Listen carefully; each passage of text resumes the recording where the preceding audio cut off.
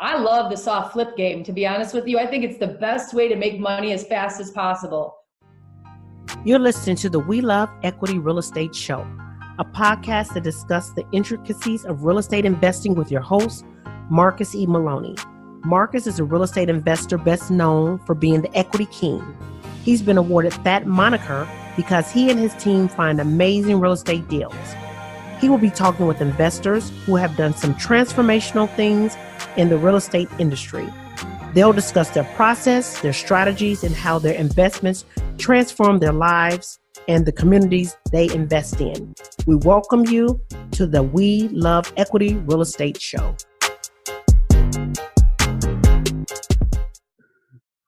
All right, guys, welcome to another show. This is Marcus Maloney, and we are with Meghan McCullum. This is the We Love Equity Real Estate Show. And Meghan, I met Meghan. She's a very, very energetic, charismatic personality, and we met at the Midwest Real Estate Networking Summit back in June. Meghan is very, very accomplished. I mean, she's a firefighter. Well, was a firefighter. She was a former medic on Obama's Motorcade. She's a real estate investor, real estate influencer, and she has really done some dynamic things here in the world of real estate. So without further delay, I'll let Meghan kind of give me some bullet points of who she is and what she's doing right now. And Meghan, welcome you to our listeners.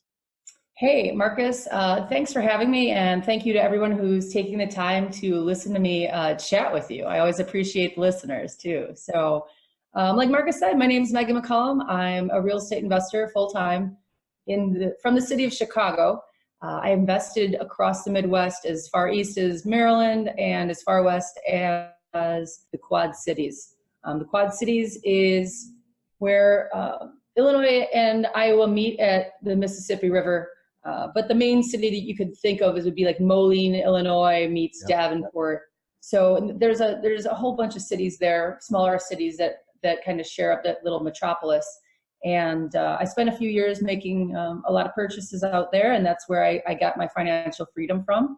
But I started right here in Chicago as a fireman, and I've been going ever since that. And now real estate's freed me up to do even more things that I'm excited about, diving into. So sweet. I'm excited to be here. So tell us a little bit about that transition from going from a firefighter, full-time firefighter, active duty, to being a real estate investor. How was that transition? When you run into a burning building for a living and you have no idea what you're going to find, you always have fears. But just like in firefighting or any sort of risk analysis, you need to gather as much evidence or data points that you can to make some interest, to make your decisions. And I still feel like there are some people who go off their gut because they analyze so many points in data. So if you have a friend who ever says they trust their gut, they're probably analyzing so many different data points that they don't even know why they feel that. So as a fireman, I've used my gut on a lot of situations that kept me out of danger. And so in real estate investing, I did the same. I slowly got into it. Okay. It took me 3.5 years of looking, and I started in the last, let's talk about the last cycle. That's really where I kind of poured in. And I started, unfortunately, right as it was about to fall. I would liken that time to being very similar to where we're at right now within give or take 6 months to a year.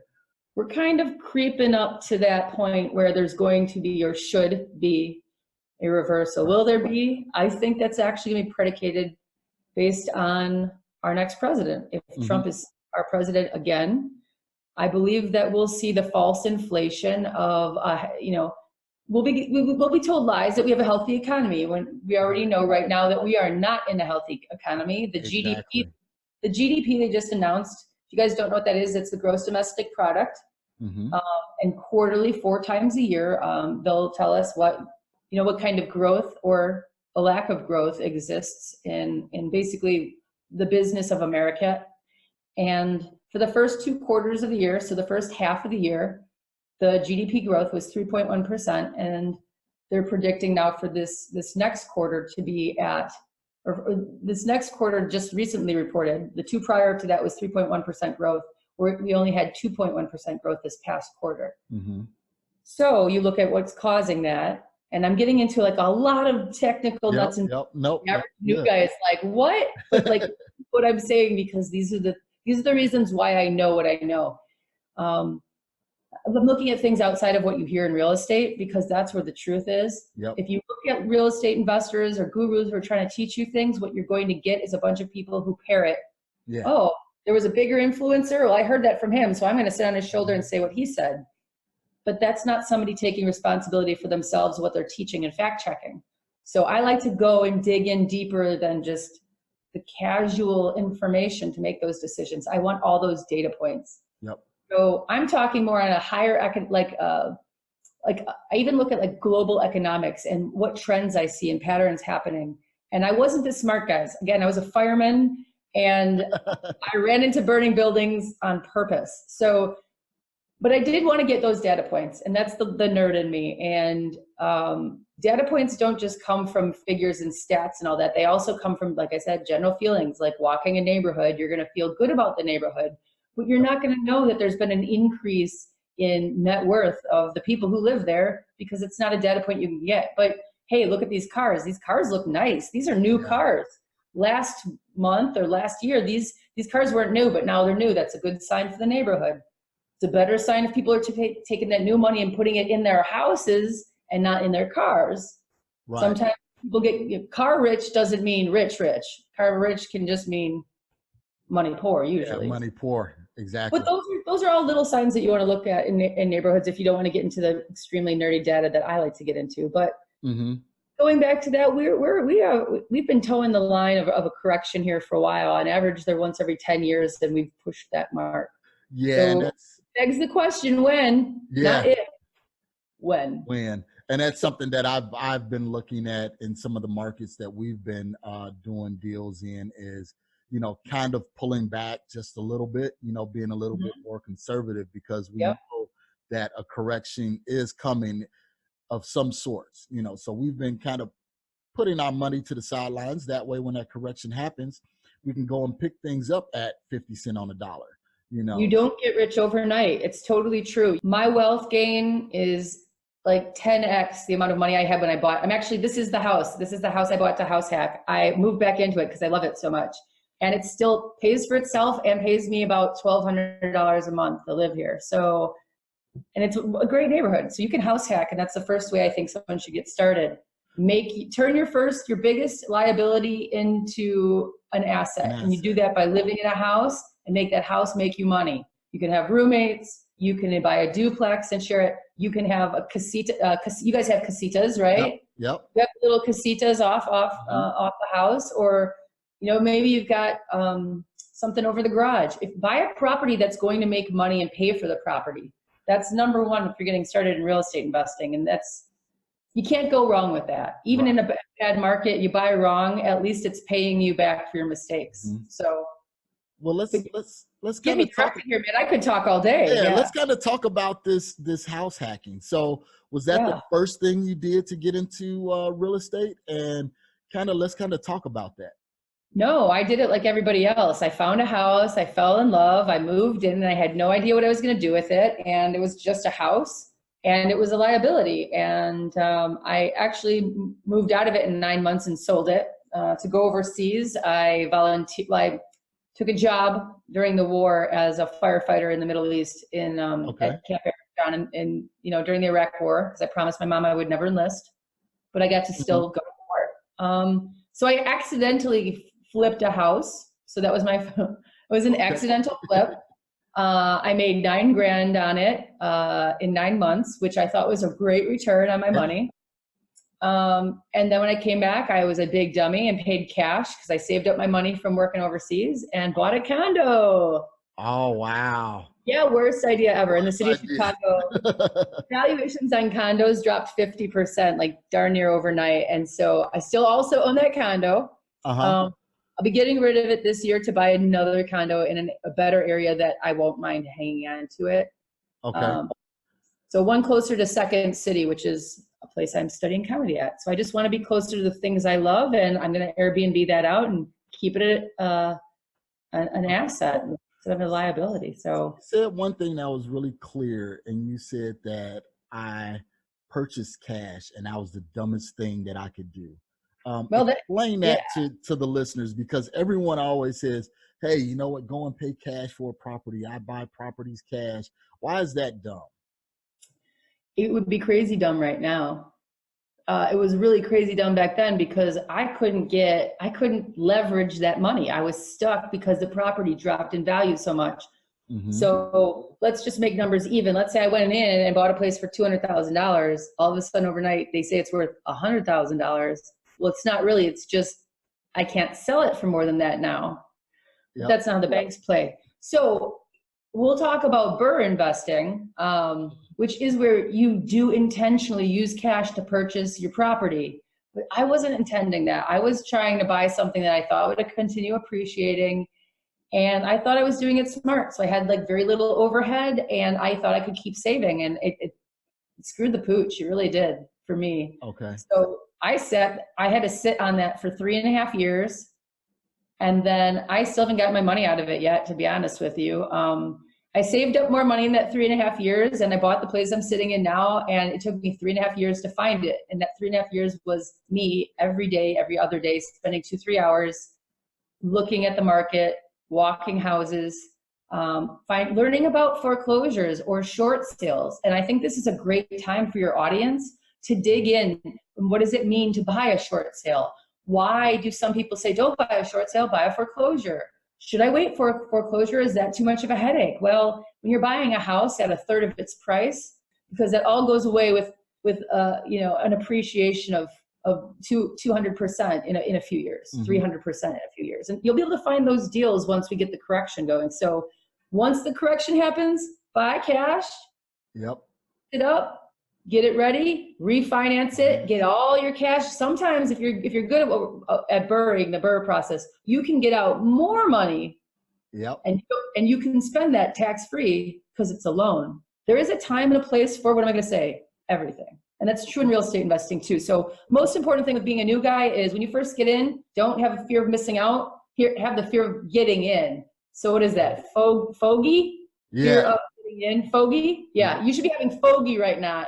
No, not FOMO, fogey. Okay.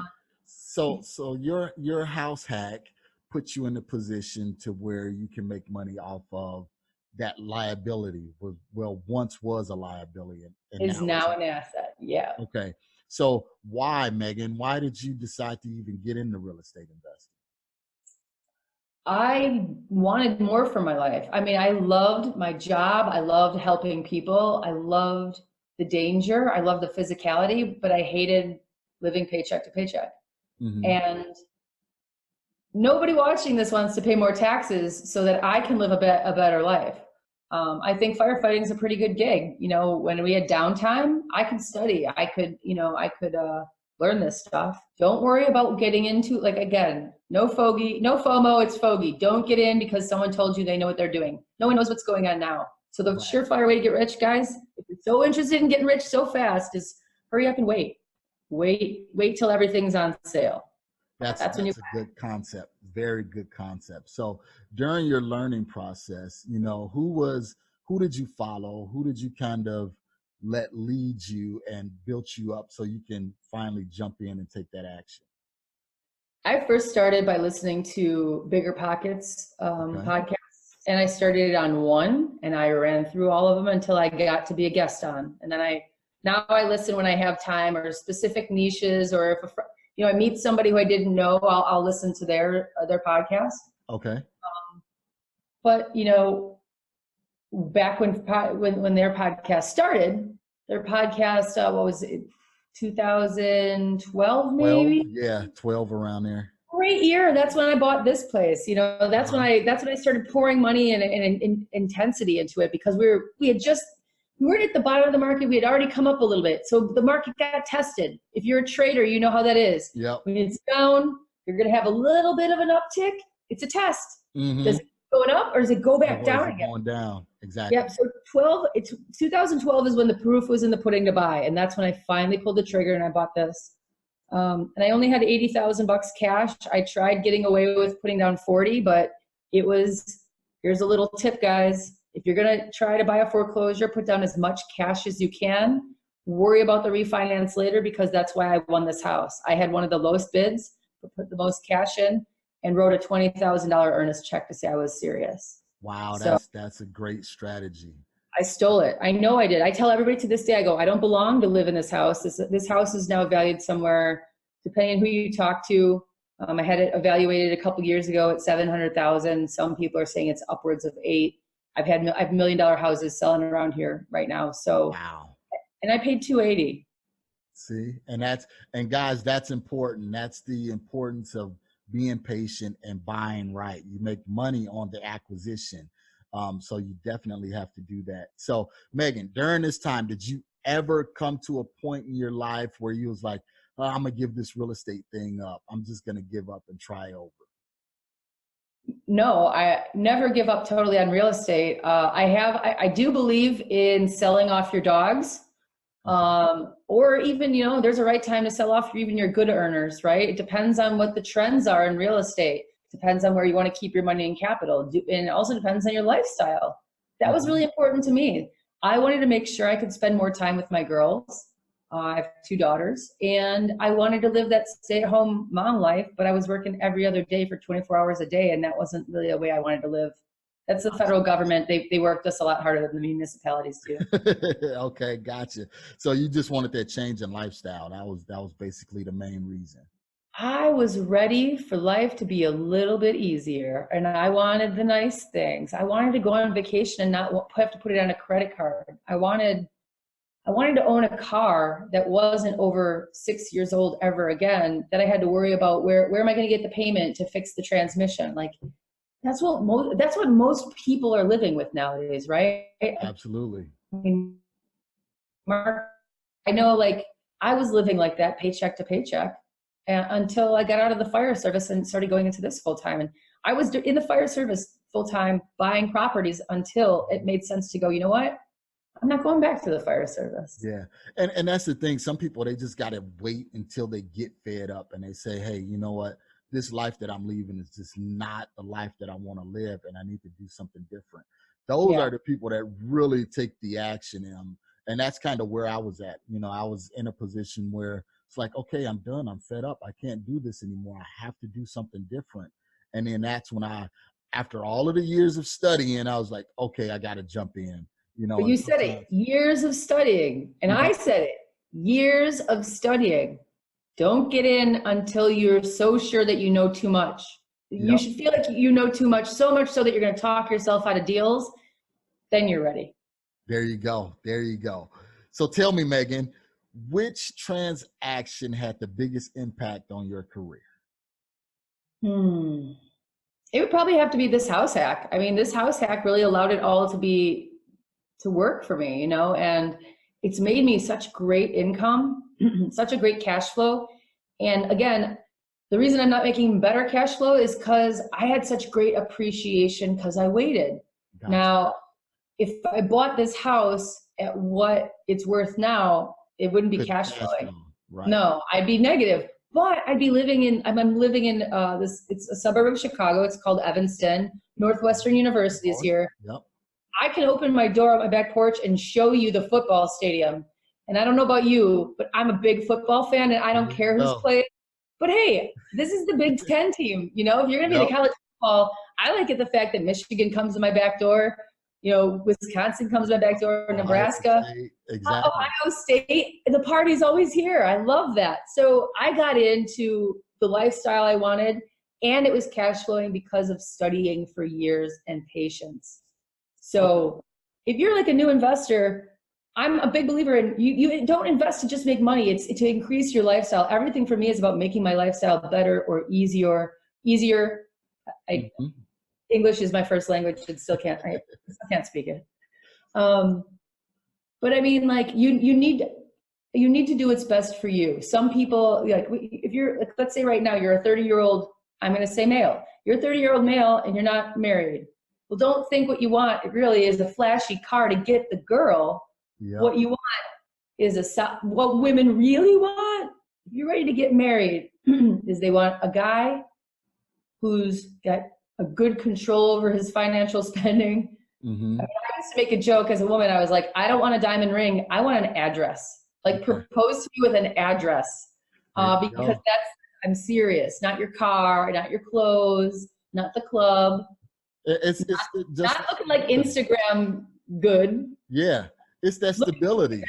poor. That means you're probably putting your money somewhere else. You're probably a bit too busy working to be playing, because by the time you're 40, I just turned 41, and I'm like, I only want to work 4 more years and I'm retiring. I'm done.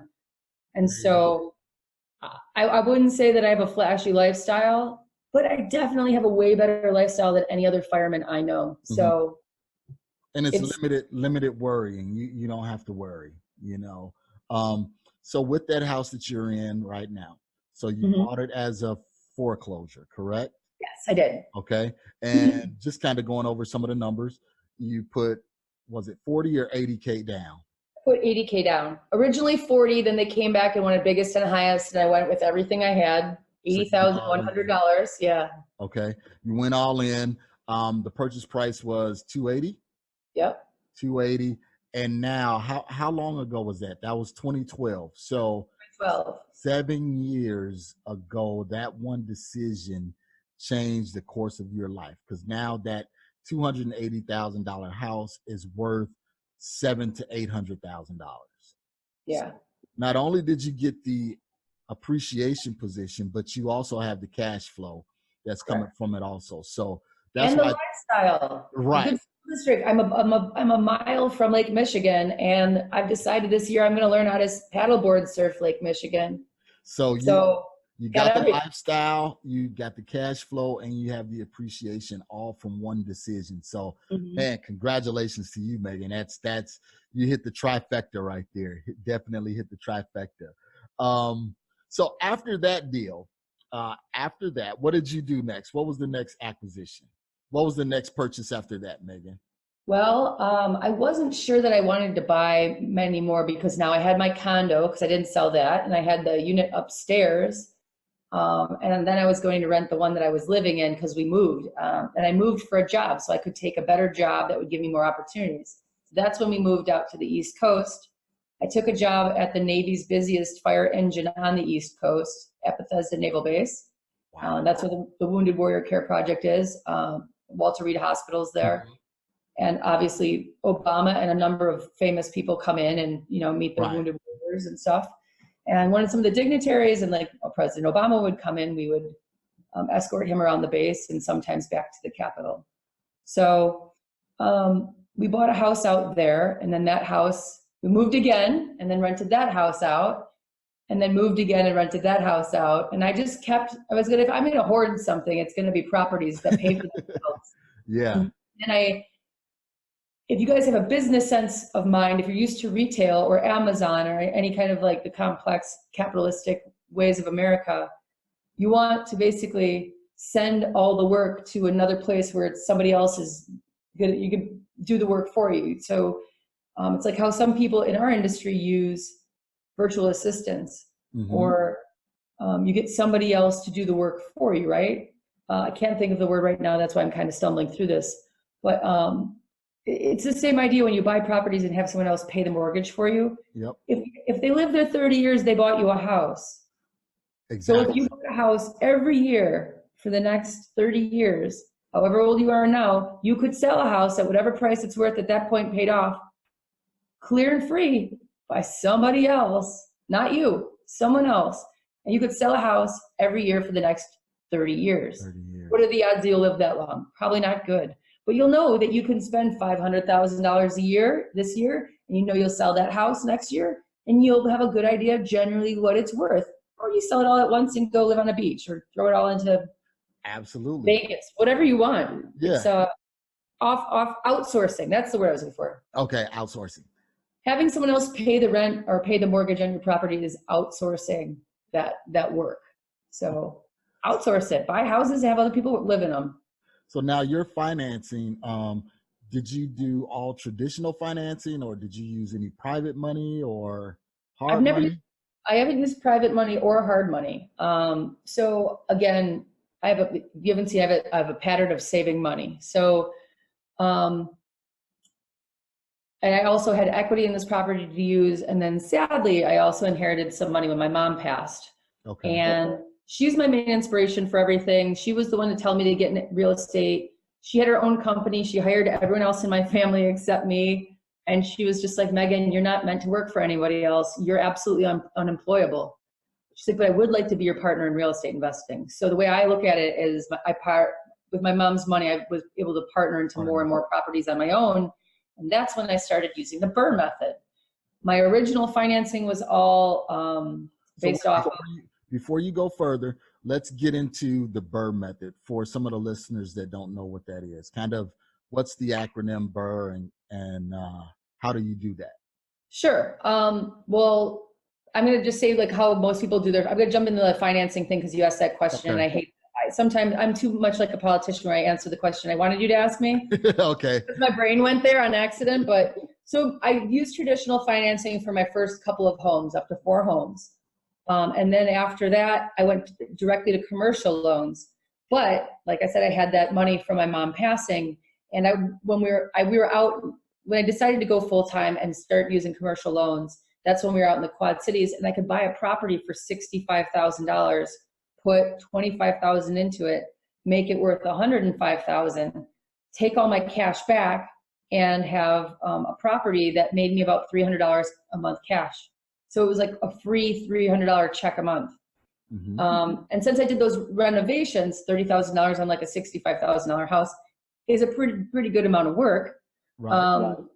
But those rents were really good. I had good renters. I had good regular renters. I mean, the rent on it was just over $1,000, working class couple. It was a pretty safe income. And I did that. I took that money and bought a duplex with it and fixed that up and then rented that out and paid like $50,000 for it, put about $30,000 into it, and was making $1,400 a month on that, $1,600 a month between the 2 units. And did the same thing, got my money out of it, bought another place. And so then on that one, I was making like $700 a month cash coming in. And since I renovated it all, I knew I had so much time, so I didn't have to put as much away for CapEx expenses and stuff. So I just kept doing that over and over again. Buy a house, put money into it, its valuation would go up. You can only do this on the upswing in the market. You can't do this going down. So the BRRRR method might not be the method you want to use right now if you're interested in BRRRRing. Or you could do the BRRRR method, and I'll explain the whole process again very clearly in a second. But you can do the BRRRR method right now if you're just going to be doing very small, cosmetic, quick projects. You don't want anything that's going to be greater than 60 days. When you pay cash for a property, you can get it refinanced within 28 days. If you don't pay cash, you have to season the property. Some banks will allow you a 6-month seasoning time. Seasoning means show me that you can run this property based on the rent coming in and how much you paid for it. And after a year's worth of proof in the pudding, then we'll refi. You can skip that magic. The magic trick to that is paying that cash up front and pulling that cash right back out and doing it again. So where are we in BRRRR? So first is with BRRRR method, it's buy. Mm-hmm. But buy at a discount. Always buy at a discount. The BRRRR method isn't meant for you to go in. If you're going to do it, it's repetitive. So if you can borrow $100,000 and buy like a $60,000 house like I was and put $30,000 into it, $100,000 is all you need.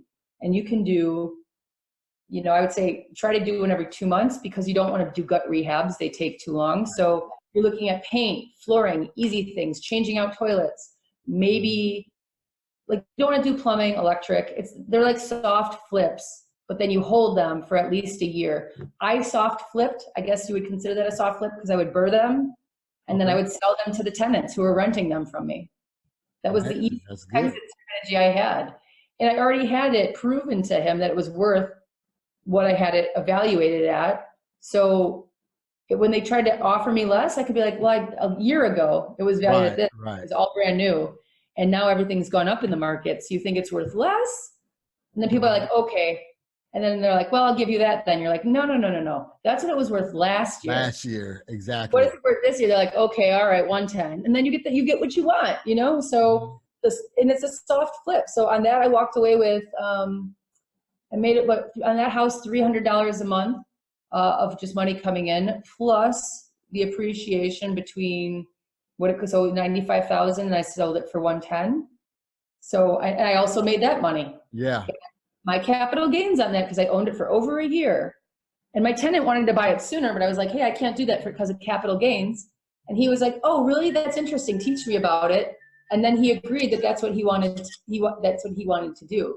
He's like, oh, since you taught me that, maybe I can do it too. He was a carpenter, so I probably also helped him. Help him get started. Yeah, he's out there. He said he was going to start following me now and learning from me, not just renting from me. So we'll see. Okay, all right. It's also good to turn your renters into real estate investors. I mean, that's a good feeling. So, It is. Yeah. So like the BRRRR methods, you buy it, then you rehab it. Like I said, let's do a light, quick rehab, less than 60 days. That's, if you're going to be doing it right now, that's the best way to do it. And then you rehab it. So then you're going to refinance it. And then you're, as you're trying to rent it and refinance it. So you do those things simultaneously. Day 29, you have an appointment with your banker to get in there. You say, this is what I'm going to charge for rent. You say how many people you already have kind of going through the process. You would already have had it reappraised because you're going to need that reappraisal to get your cash out. And the bank will take a look at that and make a decision. Did you walk in today with some cut off booty shorts? You're probably not going to get that money out. Right. You walk in very professionally. Are you prepared? Do you have, and I tell people, if you don't know how to put together something professional, equivalent to like a pitch, you're basically pitching the bank for a loan. So you need like a little pitch book about why this property is a good investment because they're investing in you at this point. And if you do that work for them and you show them that you know what the DSCR is, if you don't know what that is, look it up, people. You should know what that is. If you don't know what the internal rate of return is, if you don't know what the CapEx, what you should be putting away for a CapEx, if you don't know these answers, they're not going to, this method isn't for you yet. So learn. So after you get your refinance and you rent it. Yeah. So what do you normally put aside for CapEx? Do you do 8%, 10%? That's a little weighted question. I typically put away 28 to 32% of the overall money coming in away. And that will vary for each property. If I do like a gut rehab, like what it was early in the market, putting more money into them and stuff, I would go that route. But like now, like I said, do the short rehabs and get out of them. But like the short rehabs, if you're going to hold it, you know, at some point that roof's going to go. If you're going to buy and hold it. Yep. But if you're going to do the soft flips, I love the soft flip game, to be honest with you. I think it's the best way to make money as fast as possible. With the least amount of cash in hand, you can bang 6 houses out your first year. Then you figured out, oh, I got a system. Cool. I'm going to double that and do 1 a month with a team. So you have your own team now that you've hired. Now you're bang, 12 houses a year. And you can start selling those first 6. Right. And then now you get all that appreciation, more cash. Well, that's why you can double your business that next year, because now you got that more cash, because now you've got twice as much cash flow. So the quality of your life just went up, and you're getting twice the cash flow, and you got another pile of cash to do double down on those BRRRRs. Yep. So what happens year 3? Now you're doing 30 a year, maybe. If you have the bandwidth. That's in a perfect world.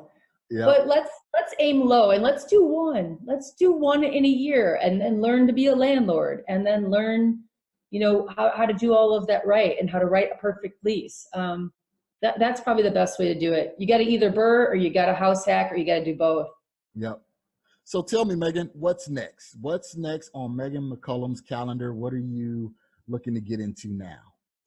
Oh man, I would almost say that changes with every new opportunity I run my head right into. But what we got coming up shortly is I'm going to be launching a company called Tygon Edu Vacations. And Tygon is a company Tygon's a real word. It's an animal. It's the opposite of a liger. It's a male tiger and a female lion get together and lovingly create something wonderful. Amazing, huh? What's that? I said amazing, huh? Yeah, an amazing hybrid animal. And they find that these hybrid animals, when their offspring tend to have all the best qualities of each of their parents. So there's hybrid vigor. So we're going with the whole theme with hybrid vigor with the company, and we're taking education and those awesome vacation spots, and we're adding in a touch of like fun to make your life higher quality. So for example, I would like to have one of our first events be one with how to understand trends and cycles in real estate investing, and have someone like Kathy Fetke who is excited about this idea. So she's kind of one of my mentors that really empowered me to go forward with this. So Kathy and I would, go surfing. You're talking about Kathy from the Real Wealth Network, correct? Yeah, Kathy Fetke from the Real Wealth Network, yeah. She and I just got back from Costa Rica in March, and we decided to go down there and do some stand-up paddleboarding. And we happened to have a couple other women who went with us who were doing really well in business, and it became, and then like a doctor, and then a VP of a company just happened to be there with us. And we just had like the coolest like masterminds every night. So we'd be doing paddleboard surfing. We get coached in paddleboard surfing. We're like on some of the best beaches in Costa Rica. The food was all made for us. We could just come back and just crash. Everything was just set up and perfect. And then we would have these like engaging conversations. And I was like, Kathy, I only like surfing half the day. I'm like, I'm too tired at the end of the day. It's like half a day would be nice. I'm like, the other half would be really great if we could, really kind of create some sort of like program for real estate investing education, and then the networking at night where we could actually get to personally know each other. So it's kind of like a mastermind, like a small group, one-on-one, with some of the people who really inspire you, and you get to go and. Yeah, and that's the power of your network, really having that network. So Tygon Edu Vacations, that's coming up. Yeah. All right. Sweet. So, Meghan, we're wrapping up here. So tell me, how can we find you? Where can we follow you at? How can our listeners get in touch with you and see what you're doing? I am pretty much all over Facebook. If you look up Meghan McCullum and then space capital R-E, you will find me. I throw stuff up there sometimes to antagonize people, just to hear what everybody's talking about, thinking about, and try to get a general, fingers on the pulse of society. And sometimes it's pictures of my kids, and a lot of times it's stuff about real estate investing. Sometimes it's comedy, but you can always message me there. You can email me at megan@mccullumholdings.com. Everything will be down in the show notes in order for you to find Meghan and find myself. So thank you guys. Meghan, signing off. All right. Have a good day, guys. Share this video. Thank you for listening to today's show. I picked up some great actionable items, and I'm sure you did as well. If so, let me know. You can always reach me via social media at facebook.com/MRCSMaloney, Twitter at MRCSMaloney, and of course, IG at MRCSMaloney. You can also always reach me via email at mmaloney@equityrri.com. Make sure you reach out to our guests as well. You can always find their contact information in the show notes below. If you have not subscribed already, what are you waiting for? Join the family. And while you're at it, leave us a 5-star review. This is how we tell if we're providing you with what you need for your journey. If there's someone you would like for me to interview, or if there's a subject matter you would like for me to cover, please let me know. Finally, if you're looking for additional information about real estate investing, go to equityrealestateblog.com. Also, youtube.com/Marcus Maloney. Until next time, family, always enjoy the journey.